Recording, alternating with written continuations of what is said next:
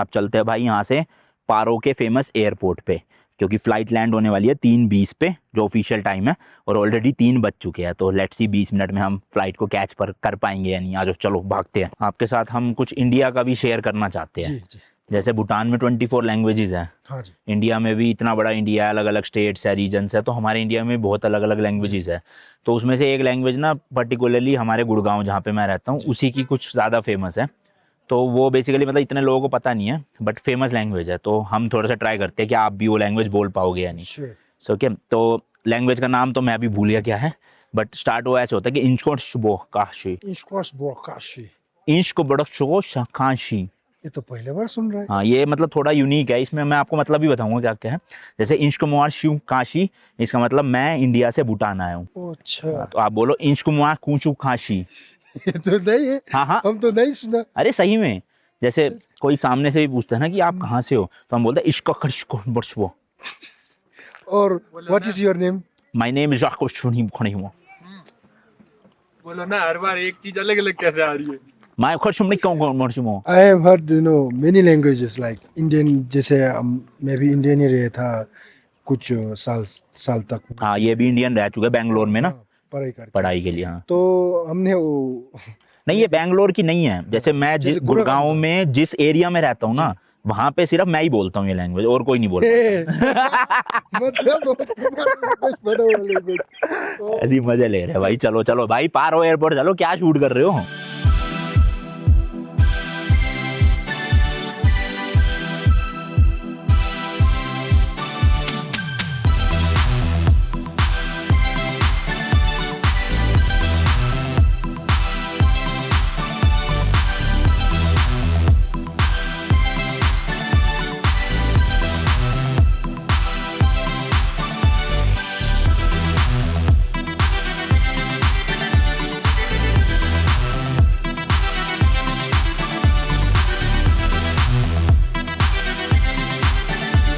चलो जी, यहाँ पे रोड पे गाड़ी लगा देते हैं साइड में जरा, और यहाँ से दिखाते हैं आपको पारो का एयरपोर्ट का रनवे। तो ये देखो भाई, यहाँ हम टॉप पॉइंट पे आ गए, और वो जो सामने आप देख रहे हो ये है पूरा पारो एयरपोर्ट का रनवे।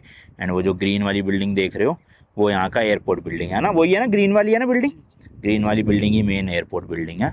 और यहाँ से देखो भाई, अभी फ्लाइट आने वाली है 3:30 बजे। मेरे को तो 2 फ्लाइट दिखा रहा है गूगल पे, ड्रूक एयर की है जो कि यहाँ का लोकल एयरवेज है, और एक आ रही है दिल्ली से, एक आ रही है कोलकाता से। तो देखो भाई कब आती है। और भाई इस एयरपोर्ट पे ना एक सिंगल रनवे ही है, मतलब टेक ऑफ के लिए भी और लैंडिंग के लिए भी। तो एक टाइम पे 2-3 प्लेन लैंड भी नहीं कर सकते, ना ही टेक ऑफ कर सकते हैं। तो ये देखो, ये जो स्ट्रिप दिख रही है आपको, वहाँ से जो है वो प्लेन लैंड होना शुरू होएगा, और इस जगह पे आके रुक जाएगा। और टेक ऑफ करने के लिए भी ऐसे इसका उल्टा यहाँ से उड़ जाएगा। इधर से तो नहीं आएगी ना फ्लाइट, उधर से ही आएगी। इधर से अच्छा, इधर से आएगी, तो भाई इधर से ही आएगी फ्लाइट, और यहाँ से करते हुए फिर यहाँ पे जो है वो टच डाउन करके ये लैंड होते हुए वहाँ ब्रेक लगा देगी भाई। अब ये एयरपोर्ट ना भाई, आप देखो इसके चारों तरफ ना ऐसे माउंटेन रेंजेस है, तो इसलिए इसको ना वर्ल्ड का सबसे रिस्की या डेंजरस एयरपोर्ट भी माना जाता है। क्योंकि भाई एक तो ये one of the highest altitude पे होने वाला एयरपोर्ट है। लगभग कितना मीटर पे है ये? एल्टीट्यूड हाँ, 2200 मीटर्स। 2200 मीटर पे है ये ऑल्टीट्यूड। और दूसरी मेन दिक्कत है कि चारों तरफ ना इसके पहाड़ियां है, तो इसलिए यहाँ पे लैंड करना ना भाई बहुत ज्यादा डिफिकल्ट है पायलट्स के लिए। इसलिए पूरे वर्ल्ड में, जी हाँ, भूटान में नहीं, पूरे वर्ल्ड में ओनली 50 ऐसे पायलट्स है जिनके पास भाई लाइसेंस है यहाँ पे लैंड करने का। उनके अलावा कोई यहाँ पे लैंड कर ही नहीं सकता फ्लाइट को। तो इसलिए भाई थोड़ा सा रिस्की मैटर हो जाता है, आप आ रहे हो अगर फ्लाइट से। वैसे तो अब सेफ्टी को बहुत ज़्यादा ऑटोमेशन सबको आ गया है, मतलब पायलट के कंट्रोल में कमी होता है, ज़्यादातर ऑटोमेशन में ही जो है वो लैंडिंग और टेक ऑफ होता है। बट स्टिल रिस्की है और डेंजरस एयरपोर्ट है वर्ल्ड का सबसे। और ये जो रनवे है ना भाई, अराउंड 1.9 किलोमीटर्स का है, यहाँ से शुरू होकर वहाँ तक, मतलब 2000 मीटर के आसपास, बस इतना ही। इसी में इनको जो है वो फ्लाइट को लैंड करना पड़ेगा। सोचो भाई कितना रिस्की है। बहुत दूर है, सिक्किम भी नहीं पहुंचा है। और देखो यहाँ से ना हम भाई ट्रैक भी कर सकते हैं कि एयरप्लेन कहाँ तक पहुँच गया। तो अभी तक सिक्किम भी नहीं पहुँचा भाई, पता नहीं कितनी देर लगेगी आने में। काठमांडू से आ रहा है ना ये वाला? जी जी। ये वाला काठमांडू से आ रहा है, पर गूगल पे दिखा रहा है कि दिल्ली और चेन्नई से भी, कोलकाता से भी एक आ रहा है। पता नहीं अब कौन सा लैंड करेगा, पर है ड्रूक एयर का ही, जो यहाँ की लोकल एयरलाइन है। देखो भाई यहाँ पे भी किसी ने 108 फ्लैग लगा रखे है, वही डेथ के बाद किसी की। ये 108 है, लग तो नहीं रहा 108 है।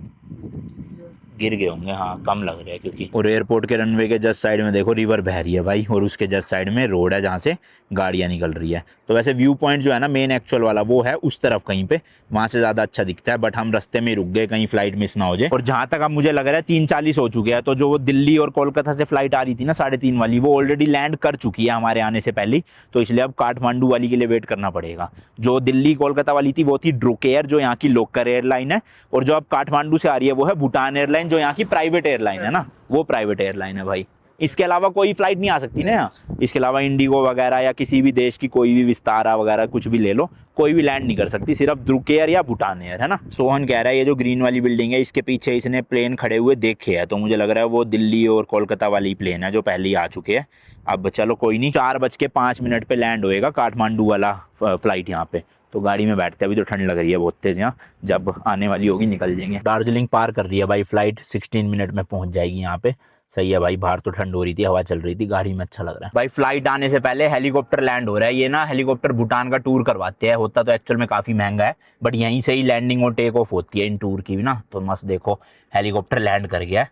अभी थोड़ी देर पहले एक टेक ऑफ भी किया था, बट वो मैं रिकॉर्ड नहीं कर पाया, तो लैंडिंग दिखा दी आपको। लो भाई लो, आ गया एयरप्लेन, बट ये आ रहा है अभी फिलहाल देखो सामने से। तो अभी ये क्या है, घूमेगा पूरा ऐसे राउंड होके, देन फिर ना इस वाले एरिया से यहाँ पे लैंड करेगा। तो मेन हम फुटेज लेंगे यहाँ से। अभी तो इसको जाने दो भाई, वो रहा देखो अभी पहाड़ों के पीछे चला जाएगा, वो काफी छोटा सा लग रहा है ना। लो भाई गया पहाड़ों के पीछे, अब घूम के पूरा इस जगह से आएगा, दिखाता हूँ जब आएगा तो। लो भाई मैं तो चढ़ गया गाड़ी के ऊपर, यहाँ से आएगा तगड़ा नज़ारा। ये देखो भाई क्रेजी सीन सा देख रहे हो, ये देखो भाई गाइड फुल मस्ती में है। हाय क्या बात है, हो जाए डांस आज। सोन तुम भी लगा दो ठुमके, लगा दो लगा दो। भाई 20-25 सेकंड से ज़्यादा हो चुके हैं, अभी तक घूम के नहीं आए। मतलब सोचो कितना बड़ा टर्न लेना पड़ता होगा, कहीं दिख ही नहीं रही अभी तो। ओ भाई आ गया, ये रहा क्रेजी। ओए होए होए भाई, आजा आजा आजा।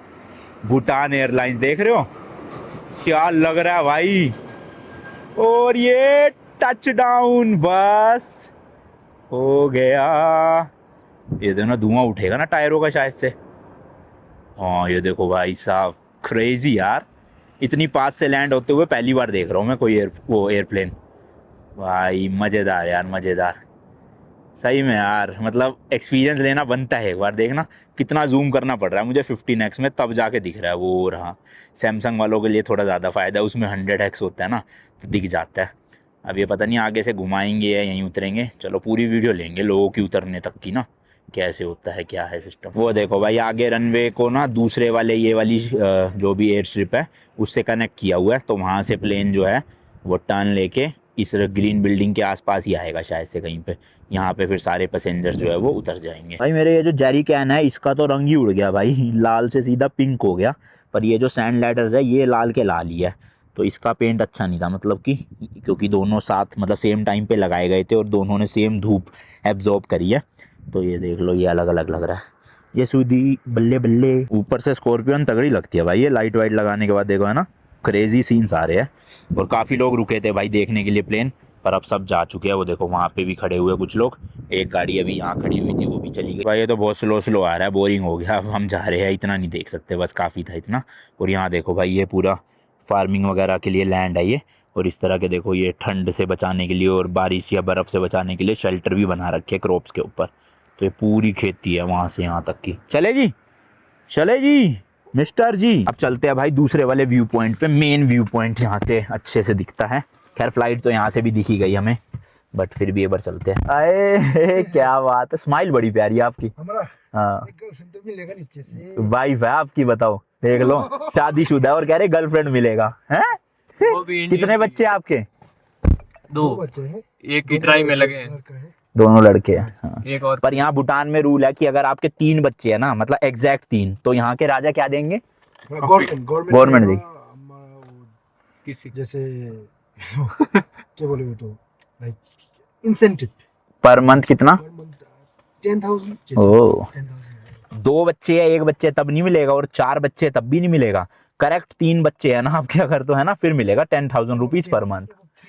अब है 3 से ज्यादा 4 भी हुए तब भी मिलेगा। ओ तो सही है भाई, करो बच्चे मस्त हैं सही बात है चलो जी चलो, चलते हैं, इसी रोड पे जाना है स्ट्रेट हमें यहाँ से, और वहाँ पे है व्यू पॉइंट। भूटान में ना आपको ड्राइव करने में मजा आएगा, इस तरह के जो मतलब व्यूज दिखते हैं ना सामने, देखो पहाड़ी पहाड़, और जब बर्फ पड़ने लग जाएगी तो और ज्यादा मजा आया करेगा। अभी तो पड़ी नहीं बर्फ, जनवरी के आसपास ही पड़ना शुरू होगी शायद। ये है भाई मेन व्यू पॉइंट, देखो कितनी गाड़ियां लगी हुई है, कितने लोग देख रहे हैं, पर सही है, हमने तो अच्छे से रिकॉर्ड कर लिया वहां से प्लेन लैंडिंग को ना। ये देखो भाई मोटर बाइकर्स भी आए हुए हैं। यहाँ से दिखाता हूँ अब आपको एक्चुअल में पास से एयरपोर्ट कैसा लगता है, और काफी सारी फ्लाइट्स ना खड़ी भी हुई है यहाँ पे, अभी देखो भी चल रही है, देखो ये देखो। हाँ भाई ये है भाई पूरा नज़ारा। तो देखो ये सारी जितनी भी ग्रीन बिल्डिंग्स देख रहे हो आप, एयरपोर्ट का ही पार्ट है। एंड ये वाली फ्लाइट जस्ट अभी लैंड हुई थी जो मैंने आपको दिखाई, अभी ये घूम ही रही है इधर से उधर बस। एंड वो वहाँ देखोगे तो 2 4 3 4 5 एयरप्लेन्स पहले से भी खड़े हुए हैं, शायद वही होंगे जो दिल्ली और कोलकाता से लैंड हुए थे ना, तो उनकी लैंडिंग होने के बाद यहाँ खड़े कर दिए। एक प्राइवेट जेट भी खड़ा है वहाँ पे, वो पीछे कौन सा, ये भी प्राइवेट ही है, हो सकता है ये भी प्राइवेट ही हो। तो यहाँ पे ना भूटान में एक सिटी बन रही है गिलीफुल माइंडफुल सिटी, तो ऐसा बोला जा रहा है कि वहाँ पे भी शायद से फॉरेनर्स जो है वो इन्वेस्ट कर सकते हैं, राइट है ना, वहाँ घर वर ले सकते हैं। अभी अलाउड नहीं है भूटान में फॉरेनर्स के लिए, तो ये प्राइवेट जेट्स उन बिजनेसमैन वाले लोगों के लिए है जो सिंगापुर वगैरह से आते हैं, जिन्होंने इन्वेस्टमेंट की हुई है वहाँ पे, है ना। तो वैसे जो राजा है मेन, उनका कोई प्राइवेट जेट नहीं है ना, वो नॉर्मल एयरलाइंस यूज़ करते हैं। ये वाली बिल्डिंग ATC की है, एयर ट्रैफिक कंट्रोल, यहाँ से ही सारा कंट्रोलिंग की जाती होगी।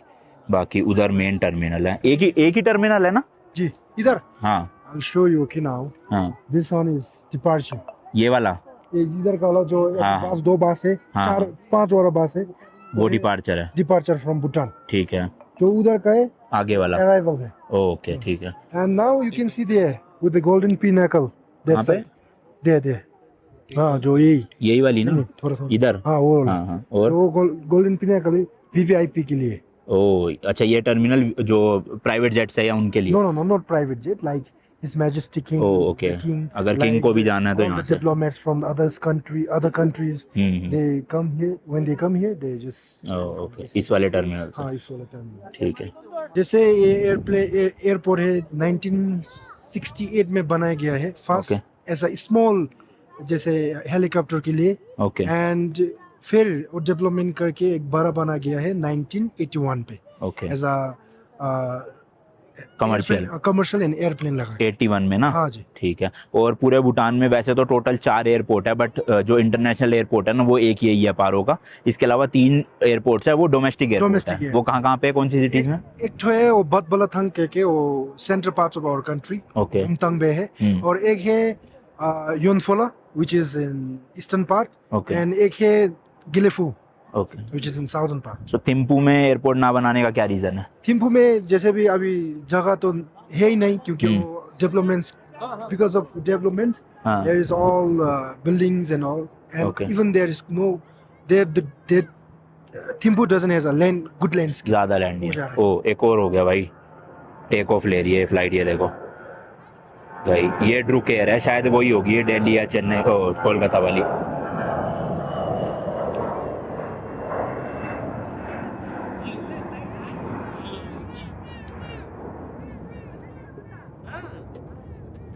गई भाई गई। चलो, ये पूरा एयरपोर्ट ही ना भाई देखो हिल्स से सराउंडेड है, उधर भी सारे हिल्स है, इधर भी सारे हिल्स है, उधर भी वो पूरे पहाड़, एंड इधर की तरफ भी पहाड़। तो इसलिए थोड़ा सा ना मतलब डेंजरस या रिस्की हो जाता है यहाँ पे लैंड करना स्पेशली, बट स्टिल डेंजरस होने के बावजूद भी भाई सबसे सेफ एयरपोर्ट है। मतलब आज तक कोई एक्सीडेंट नहीं हुआ यहाँ पे, तो सोचो डेंजरस भी और सेफेस्ट भी। भाई वो देखो ऊपर पहाड़ के टॉप पे धुआं निकल रहा है, पता नहीं है जंगल में आग लगी है क्या रीजन है, पर काफी धुआं है। देखो धुंध नहीं है ये, ना बादल है, धुआं ही उठ रहा है आग का। देखो कितना दूर है यहाँ से, और जूम करने पे ये रहा। और ये जो अभी आपने टेक ऑफ करते हुए फ्लाइट देखी, ये आज की लास्ट फ्लाइट है जो जा रही है यहाँ से बैंकॉक थाईलैंड में। तो कितने बज गए? 4:20 पे ना, तो 4:20 पे लास्ट फ्लाइट है। आप ना 2:30 बजे पहुंच जाना है यहाँ पे। 2:30 से 4 के बीच में आपको मल्टीपल फ्लाइट्स दिख जाएगी, लैंड करते हुए भी और टेक ऑफ करते हुए भी। कुछ डेज का भी सिस्टम है या रोज है फ्लाइट? लगभग रोज ही मिल जाएगी, तो किसी भी दिन आओ, 2:30 से 4 के बीच आना, बढ़िया है।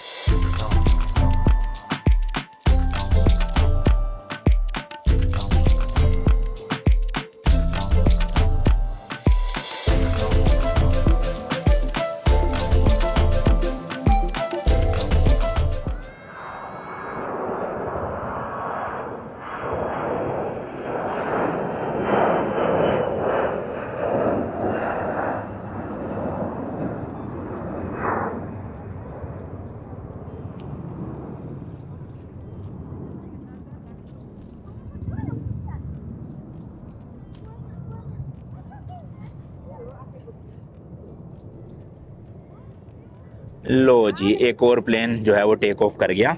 मतलब वो जो लास्ट वाला प्लेन था वो लास्ट नहीं था आज का, ये है लास्ट। शायद ये भी बैंकॉक थाईलैंड ही गया होगा, कह नहीं सकते, श्योर नहीं है। भीड़ देखो भाई, बहुत लोगों की भीड़ है, क्योंकि ये एक तरह से टूरिस्ट पॉइंट ही बन गया, आप समझ लो। सब लोग यहाँ पे आके देखते जरूर है, काफी भीड़ है चारों तरफ। तो चेक कर रहे हैं भाई ये वाली फ्लाइट कहाँ जा रही है, और इससे पहले जो लास्ट हमने बोला वो कहाँ गई थी, दोनों का बताता हूँ।